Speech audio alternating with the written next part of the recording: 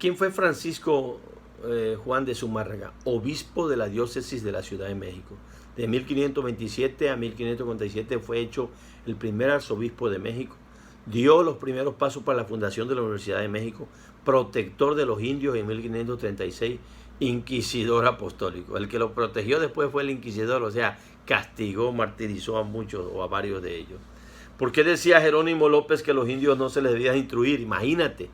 Qué triste esto, ¿verdad? Porque eran inteligentes y podían comunicarse con los otros océanos y podían leer la Biblia y abrir la puerta así a toda clase de herejía. De ahí que no dejaban que ellos leyeran la Biblia.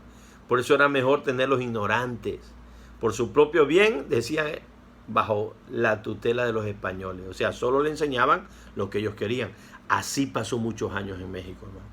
Así estuvieron ustedes y así estuve yo mucho tiempo. Nos enseñaron lo que ellos querían.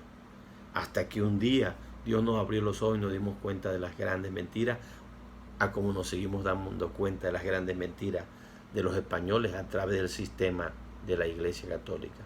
Narra brevemente la leyenda de la Virgen de Guadalupe.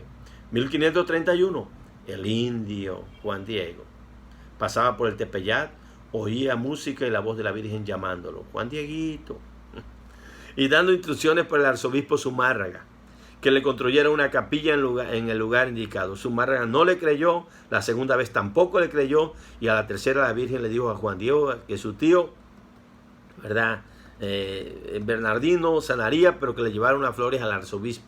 Y cuando lleva envuelta en la manta donde iban las flores, ¿verdad?, al soltar las flores, ahí aparece la imagen de la Virgen. Ja, ja, ja. Qué bonita historia. Sí. Está más chida la Caperucita Roja, sí, el lobo feroz, o los tres cochinitos. Así su tío sanó. Zumárraga, convencido, construyó el templo a la Virgen. Eso es lo que dicen. La verdad es otra.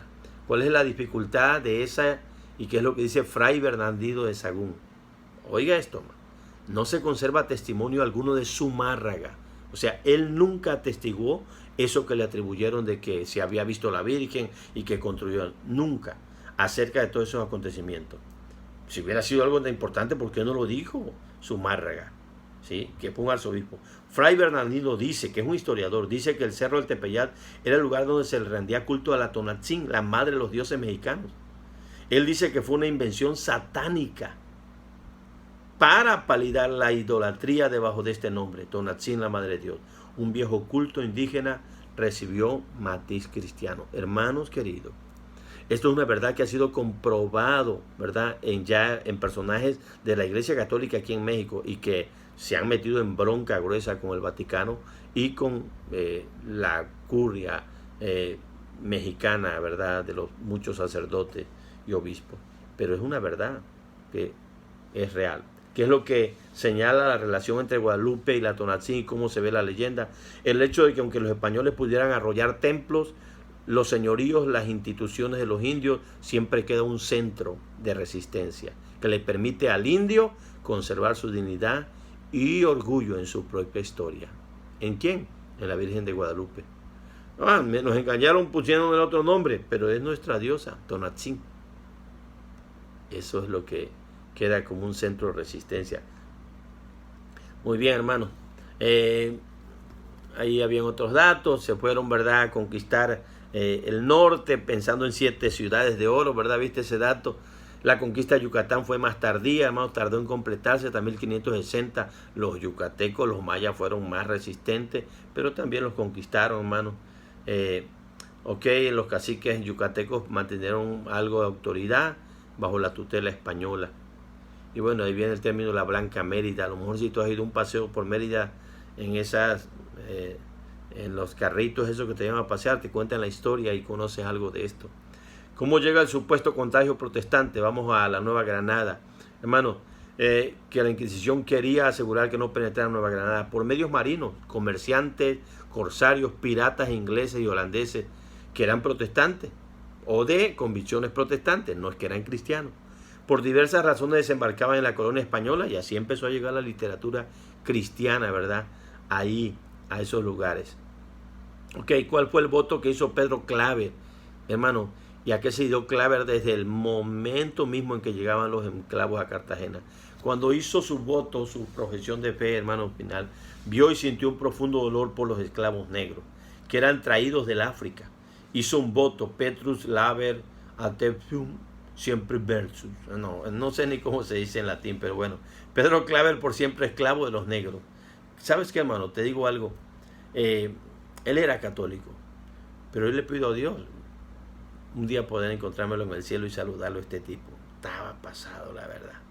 No sé si tú o yo nos atreveríamos a hacer lo que él hizo. Y a veces señalamos muchas cosas erradas de los católicos, pero estas acciones, como la de más adelantito, vamos a ver la de Francisco de Javier, tan fuerte. Cómo eran los barracones donde llegaba Pedro Claver a administrar a los esclavos.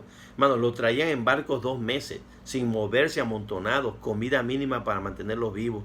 Ahí se hacían sus necesidades. Dice que el hedor, la peste desde lejos se sentía cuando los barcos iban llegando al puerto.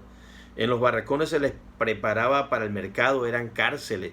Muchos ahí morían por enfermedades contraídas en el viaje, desnudos, cubiertos de mosca, el piso de ladrillo rotos, hermanos, lastimaban sus pies, no dejaban descansar, enfermos, etc. Y ahí llegaba Pedro Claver a ministrarle. ¿Cómo eran los métodos de él, hermanos? Sí, hermanos, eran bien interesantes, ¿verdad? Porque dramáticos y pintorescos. Claver les daba a beber y luego les explicaba el agua, el bautismo que saciaba el alma. Pero les separaba según las lenguas y sentaba entre ellos con un intérprete. Y les explicaba cómo la serpiente cambia la piel, dice, así era necesario cambiar el pecado. Se pellizcaban y les decían lo que tenían que dejar. Y la Trinidad les explicaba con un pañuelito, ¿verdad? En 3 partes, en 3 pliegues. Entonces es bien interesante, hermano. Bautizó a 300 esclavos en Cartagena de Colombia. Mis respetos para ese hombre. Insisto, no sé si nos lo vamos a encontrar allá. Espero en Dios que sí. La salvación no es por obra, pero esas obras muestran que tenía una fe tremenda. Y quizás pudiera tener algún asunto de algunos puntos doctrinales errados, pero solo Dios sabe, hermano. En sus manos dejamos esto. No lo mandes al infierno, no lo metas al cielo, pero a lo mejor por allá te lo encuentras. La neta que sí.